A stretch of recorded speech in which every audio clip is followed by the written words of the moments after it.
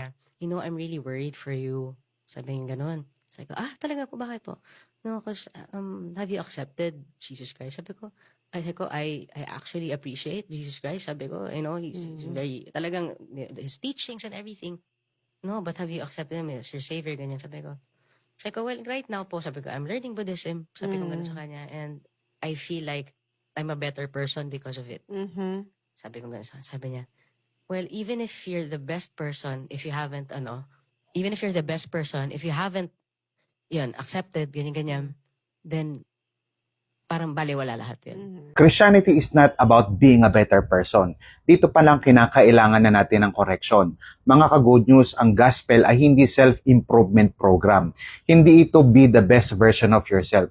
Sabi sa Ephesians chapter 2 verses 8 hanggang 9, sapagkat sa biyaya kayo'y naligtas sa pamamagitan ng pananampalataya. Hindi ito sa pamamagitan ng mabubuting gawa upang walang sino man ang makapagyabang. Sa mga nakakapakinig nito, kahit maging pinakamabuting tao ka pa, kung wala kang reconciliation kay Kristo, hindi sapat ang moral effort. Remember that salvation is not earned, it is received.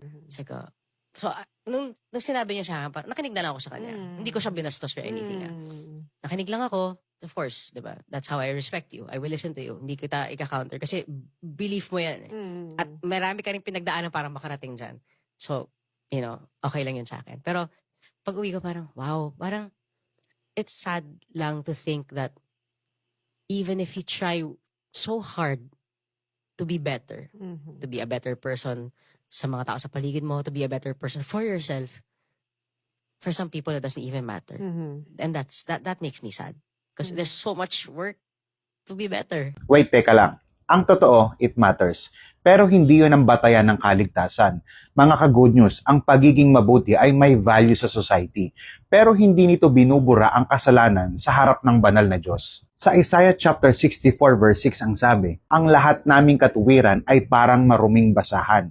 Matindi yan, pero malinaw. Hindi dahil mas mabuti ka kaysa kahapon, ibig sabihin reconciled ka na sa Diyos. Yeah, it's not, there's not only one path. Yes, oh my God! Sinasabi ko yung parate. Diba? Sabi ko, Besties pa tayo nung araw? I know, right? No, sabi ko rin yan diba? If we believe that, God is big, there's no one way. It's literally impossible. Diba? There's so many ways to get to God. Diba? Sabi ko talaga yun. Yun yung belief ko eh. Ito ang pinaka-common na argument ngayon. Hindi tayo ang magde-define kung ilan ang daan. Ang Diyos ang nagsabi. Sa John chapter 14 verse 6 ang sabi, ako ang daan, ang katotohanan at ang buhay. Walang sino mang makakaparoon sa Ama, kundi sa pamamagitan ko. Mga ka-good news, ang nagsasalita dito ay si Jesus Christ. Hindi niya sinabi, I am a way. Ang sabi niya, I am the way. Kung maraming daan, then mali si Jesus Christ. At kung mali si Jesus Christ, hindi siya mabuting guro. Siya ay sinungaling. You cannot appreciate Jesus as a teacher and reject what he clearly claimed. Tama na makinig, tama din na maging respectful. Pero ang truth claims ay hindi na de-decide sa pamamagitan ng respeto. Mga ka-good news, ang dalawang magkasalungat na claim, hindi pwedeng parehong tama. Either si Jesus Christ lang ang daan or hindi siya. Pero hindi pwedeng pareho. So mga ka-good news, huwag tayong maninlang ng modern pluralism. Hindi ito tungkol sa pagiging mas mabuti. Hindi ito tungkol sa mas maraming spiritual paths.